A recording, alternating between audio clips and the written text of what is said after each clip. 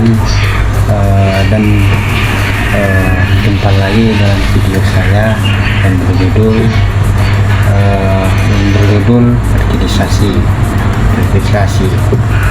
Sebelum masuk dalam video saya, mengingatkan fertilisasi itu merupakan suatu proses pertumbuhan sel sperma dan segala ovum yang terjadi di dalam vagina. Baiklah, pertama-tama pengertian fertilisasi.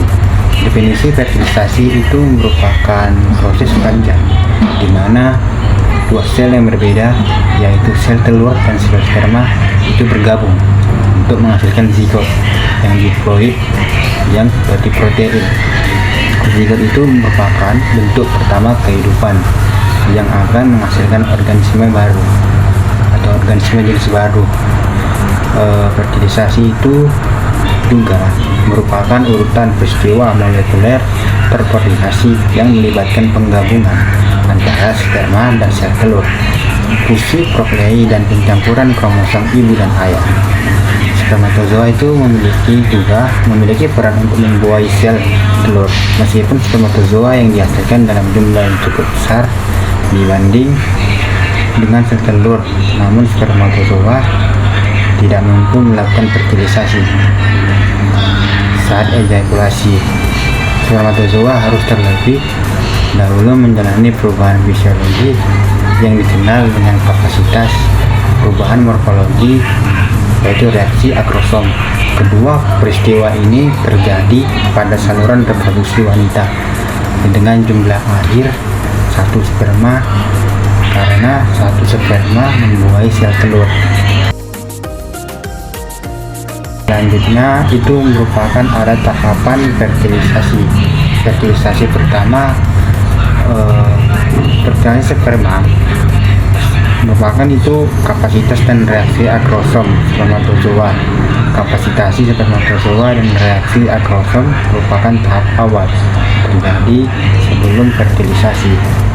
Hal ini merupakan tahapan pematangan sperma.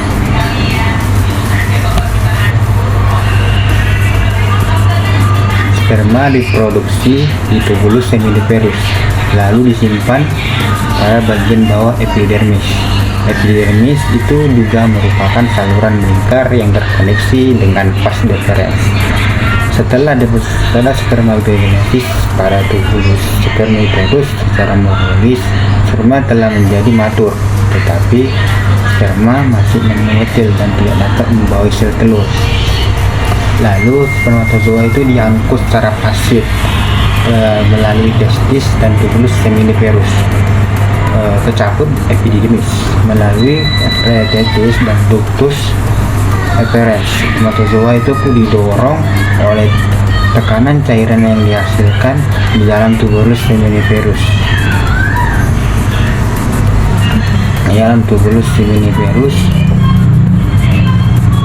Dan melalui kontraksi sel myoid yang terletak di luar tubulus seminiferus. Spermatozoa menghasilkan pematangan. Proses pematangan ini terkait dengan perubahan glicoprotein. Mohon maaf sekali, pengulangan terhadap pematangan perubahan glicoprotein yang menplasma pada kepala sperma. Spermatozoa terdiri dari kepala, badan, dan ekor. Kepala dari spermatozoa berisi nukleus yang ditutupi oleh vesikel apical yang dilapisi enzim hidrolik, misalnya abrosin, hyaluronase, dan neuramidase. Vesikel ini dikenal sebagai akrosom yang memiliki peran penting dalam fertilisasi. Nukleus pada kepala spermatozoa mengandung materi genetik pria. Lalu pada bagian tengah spermatozoa mengandung mitokondria helix yang besar, enzim glikolisis untuk berenang serta bertahan hidup, serta ekor yang panjang mengandung mikrotubulus yang bertanggung jawab atas mobilitas sperma tersebut. Kapasitasi merupakan angka dari pematangan sperma. Sebagian besar proses ini terdiri dari perubahan akrosom agar dapat melepaskan enzim yang dibutuhkan untuk menembus zona pelosida. Zona pelosida itu merupakan cangkang gliprotein yang mengelilingi oosit. Kapasitasi terjadi di dalam saluran reproduksi. Wanita dan diperkirakan membutuhkan kontak dengan sekresi saluran telur. Pada dasarnya, menurut penelitian, membran plasma sperma beku secara biologis sampai spermatozoa meninggalkan tubulus pria dan mulai proses pencairan atau yang dikenal dengan kapasitasi. Selama kapasitas berbagai perubahan fisiologis terjadi dimulai dari kepala, akrosom, serta ekospermatozoa. Setelah proses kapasitasi, spermatozoa akan menunjukkan pola berenang yang disebut dengan hiperaktivitasi. Hiperaktivitasi itu juga merupakan gerakan yang dianggap memberikan dorongan kuat dengan spermatozoa dapat menembus zona pelosida. Tahap akhir dari pematangan sperma adalah reaksi akrosom. Tahap reaksi akrosom merupakan organel sekuler yang ditemukan di ujung kepala sperma. Akrosom diisi dengan berbagai enzim hidrolitik dan protein. Pengikat sudah pada karena membran plasma dan membran keluar akrosom akan berfusi sehingga isi dari akrosom dapat dieksplorasikan keluar. Proses ini dikenal sebagai reaksi akrosom yang akan membuat spermatozoa menembus ke daerah zona pelosida. Pada gambarnya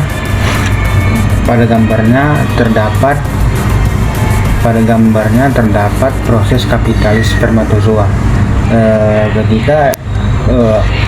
Menjelaskannya begini: ketika ejakulasi sperma didorong melalui vas deferens dan uretra, kemudian dicampur dengan sekresi dari vesicula seminalis, prostat, dan kelenjar glomerular dalam sekali ejakulasi sebesar 2-6 ml semen yang terdiri dari 40-250 juta spermatozoa yang bercampur dengan sekresi dari vesicula seminalis dalam saluran reproduksi wanita. Perjalanan sperma kemudian itu dimulai dari vagina bagian atas dan berakhir dari ampula tuba urin. Terdapat spermatozoa melakukan kontak dengan sel telur yang telah diovulasi. Pada persiapan telur atau ovulasi, ovarium sebelum itu penjelasan mengenai apa itu ovarium. Ovarium itu sendiri merupakan organ reproduksi utama wanita yang mengandung sel benih. Organ ini juga berfungsi sebagai organ endokrin yang dimana mengekspresikan estrogen dan progesteron sebagai respon terhadap gonadotropin dan paraskrin. Ovarium sendiri merupakan sepasang kelenjar dengan ukuran kira-kira sebesar almond yang terletak di kedua sisi rahim atau uterus. Ovarium terdiri dari beberapa lapisan dan jenis yang berbeda seperti pada terlihat pada gambar ovarium. Pada gambar ovarium yang ada di buku maupun di sebuah referensi. Saat lahir terdapat 1,2 juta oosit primer pada ovarium. Jumlah ini terus menerus sampai kurang dari 500.000 saat pubertas.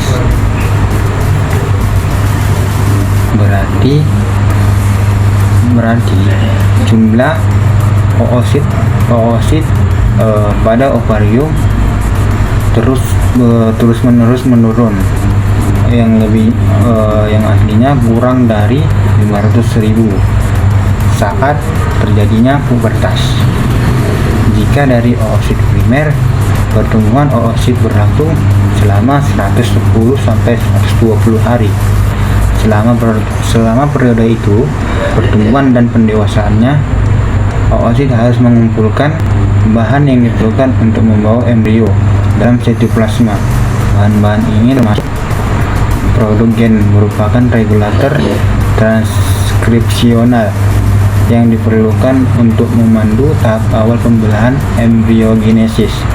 Dalam embrio, oogenia itu tidak tertutupi, tetapi setelah mengalami pembelahan meiotik dan pada akhir bulan ketiga, sel-sel ini tersusun dalam kelompok yang dikelilingi oleh suatu lapisan sel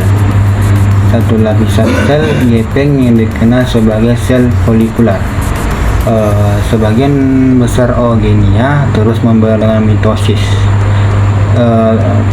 tetapi pembelahan terhenti pada tahap fase meiosis 1 dan terbentuknya oosit primer. Oosit primer sendiri dengan sel folikular disebut juga dengan folikel promedial.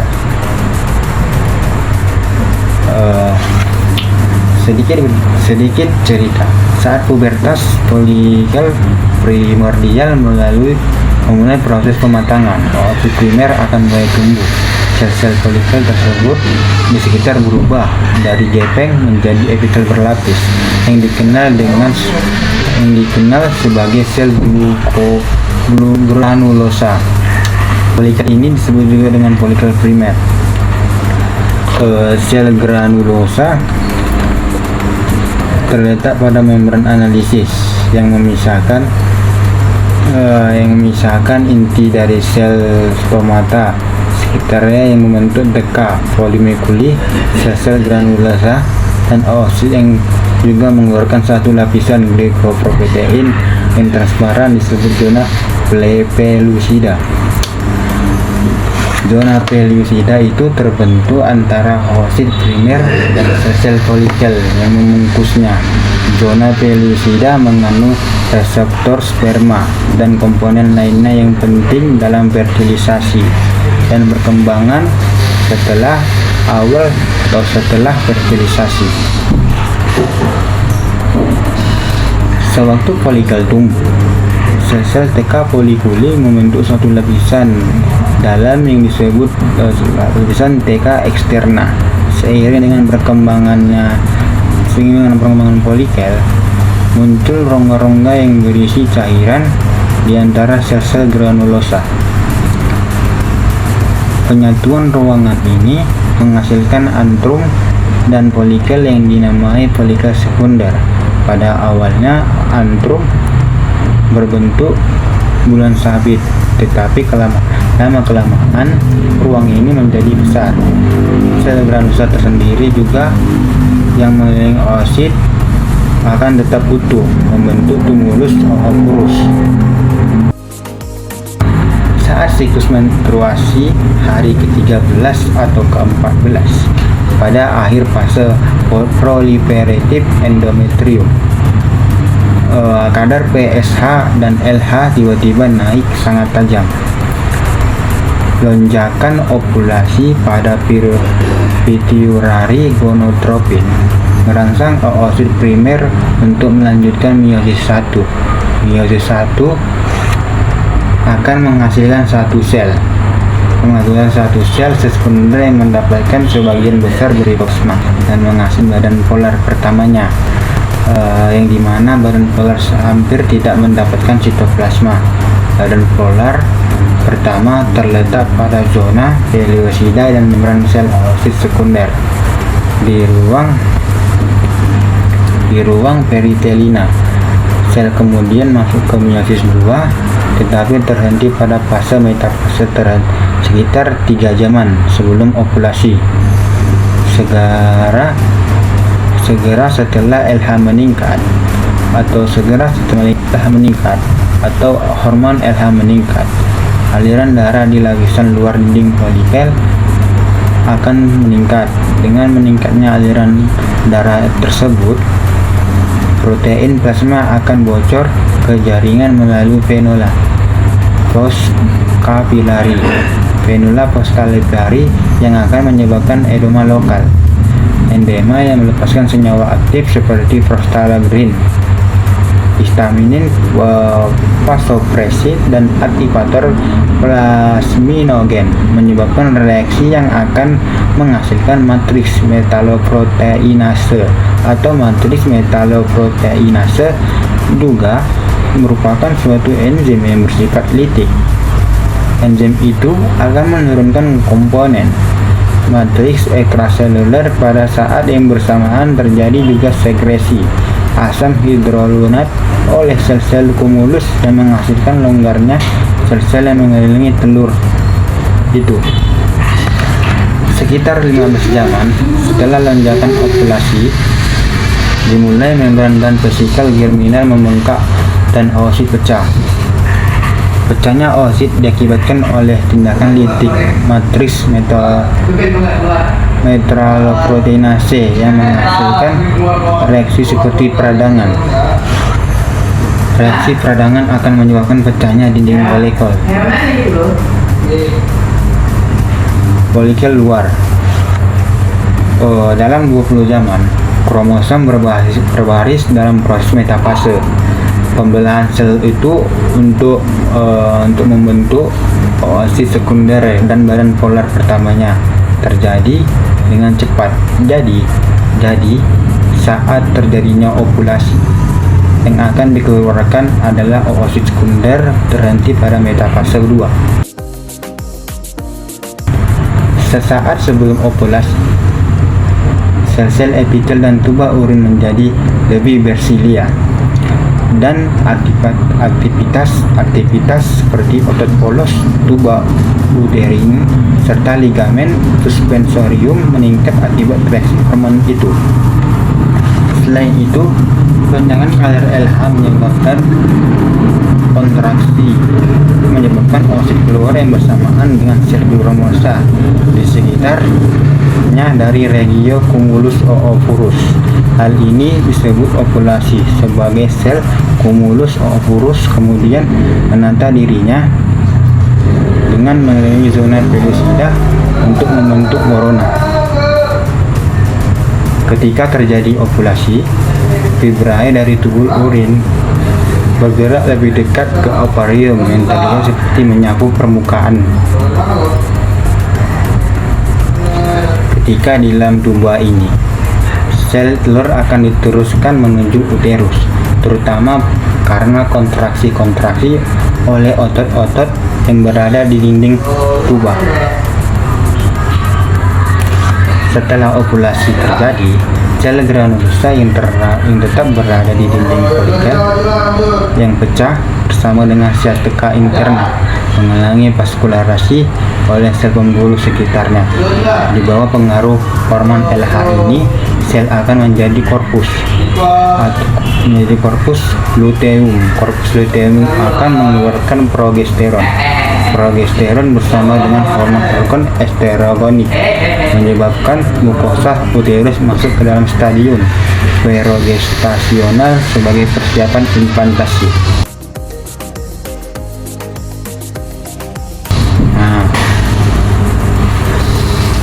Kemudian itu ada penetrasi corona radiata.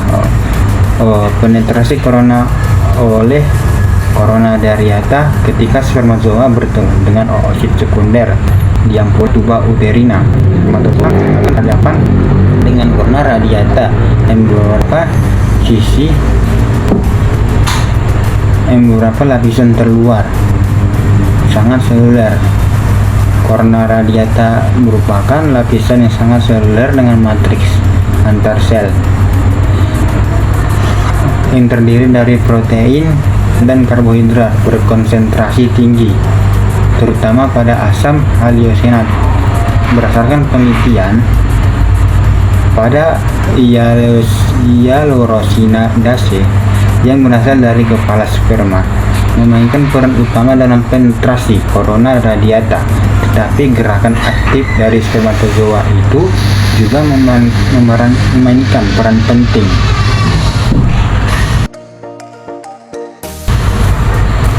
dalam penempelan dan penetrasi zona pelosida, jika spermatozoa sudah melakukan penetrasi corona radiata, maka selanjutnya spermatozoa akan mencapai zona pelosida atau ZP.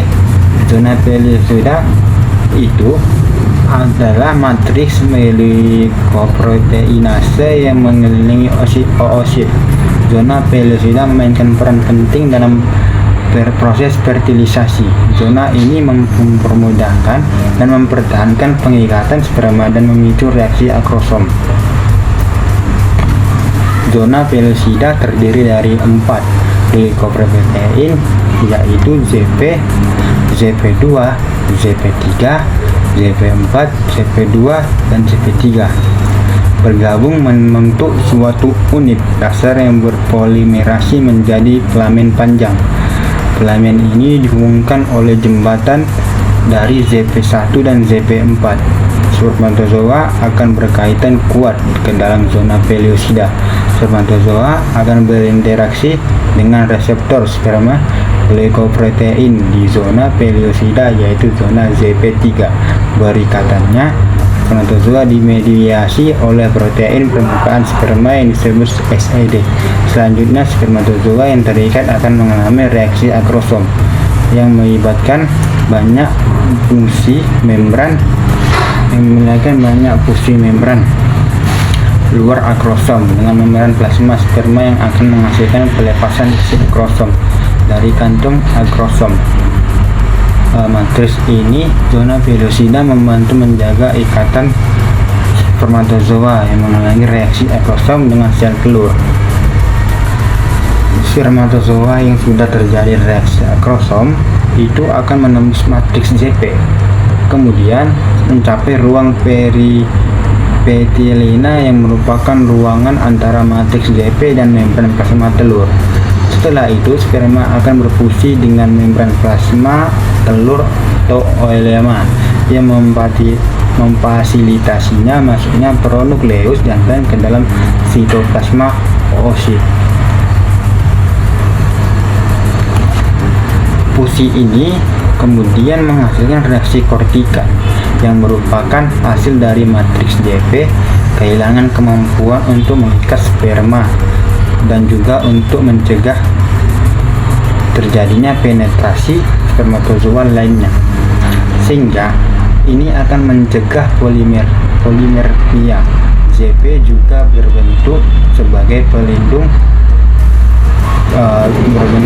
bertindak sebagai pelindung di sekitar oosit dan selama tahap awal perkembangan embrio sampai implantasi blastocista terjadi di endometrium. Melanjutkan meiosis dan perkembangan pronukleus dalam sel telur. Setelah terjadi penetrasi sel telur oleh spermatozoa, inti sel telur yang terhenti pada metafase 2 akan menyelesaikan pembelahan terakhir dan melepaskan badan kutub kedua ruang kutub peripetelina. Baru membran pronukleus yang itu sendiri berasal dari retikulum endoplasma telur akan terbentuk di sekitar bahan kromosom betina. Suatu faktor dari sitoplasma akan mengendalikan pertumbuhan pronukleus betina dan jantan. Pronukleus itu akan muncul saat 6-8 jam setelah penetrasi sperma dan akan bertahan sampai 10 dan 12 jam. Replikasi DNA itu terjadi pada prokneleus haploid yang berkembang dengan masing-masing kromosom, membentuk saling mendekati ketika prokneleus jantan dan betina bersentuhan. Maka membran prokneleus jantan dan betina akan pecah sehingga kromosom saling bergabung. Kromosom ibu dan ayah akan menjadi terorganisir di poromitosis sebagai persiapan pembelahan meiosis. Pada tahap ini, proses fertilisasi dilengkapi dan sel telur sudah dibuai yang disebut juga dengan zigot. Begitulah terjadi proses pembentukan zigot. Setelah proses pembentukan zigot, terjadilah embriogenesis. Setelah 2 minggu pertama setelah ovulasi, fase perkembangan itu meliputi fertilisasi, kemudian pembentukan blastokista, kemudian implantasi blastokista atau pilikorionik primitif berbentuk setelah terjadinya implantasi. Dengan perkembangan pilikorionik, produk konsepsi disebut juga dengan tahap embrio. Periode embrionik itu dimulai pada minggu ketiga setelah ovulasi dan fertilisasi, yang bertepatan pada waktu dengan hari yang ditetapkan pada menstruasi akan dimulai. Periode embrionik berlangsung 8 minggu dan saat organisis terjadi. Tersebut merupakan bentuk pertama kehidupan yang akan menghasilkan organisme baru. Sedangkan embriogenesis itu adalah lanjutan dari proses fertilisasi yang merupakan proses perkembangan zigot pada tahap awal. Nah, spermatozoa itu memiliki peran untuk membuai sel telur yang harus terlebih dahulu menjalani perubahan fisiologis untuk dapat melakukan fertilisasi, dan kapasitasi spermatozoa dan reaksi akrosom merupakan tahap awal sebelum terjadi fertilisasi. Hal ini merupakan tahap pematangan sperma. Ketika telur dibuai dalam tuba falopi oleh sperma, telur yang telah dibuai mulai pembelahan pola sel. Periode embrionik dimulai pada minggu ketiga setelah ovulasi dan fertilisasi, yang bertepatan waktu dengan hari yang ditetapkan bahwa menstruasi akan dimulai. Nah, sudah selesailah video saya. Mohon maaf jika ada kesalahan. Saya sudahi. Assalamualaikum warahmatullahi wabarakatuh.